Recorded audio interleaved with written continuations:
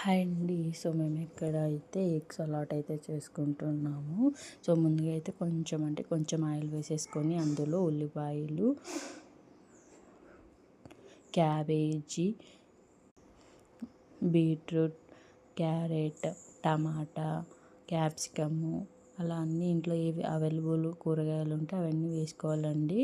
Capsicum, తగినన్ని పచ్చిమిర్చి, cauliflower, అలా దగ్గాకు కూడా వేస్తున్నాను. ఇది పూర్తిగా మీ ఆప్షనల్ అండి. అలాగే కొన్ని స్వీట్ కార్న్ వేసి తగినంత ఉప్పు వేసుకొని లైట్గా ఫ్రై చేసేసుకోవాలన్నమాట.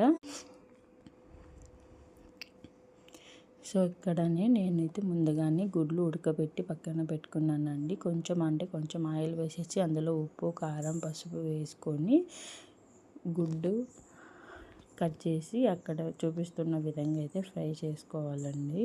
సో ఫ్రై చేసుకోవాలి, రెండు వైపులా బాగా ఫ్రై చేసుకోవాలి.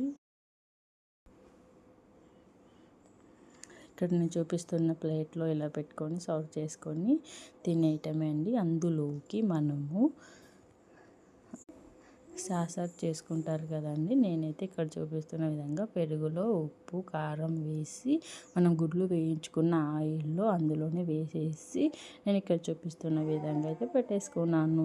టేస్ట్ అయితే చాలా బాగుందండి. మీరు ఎప్పుడైనా ట్రై చేశారో? ఒకవేళ ట్రై చేయకుంటే ఖచ్చితంగా ట్రై చేయండి.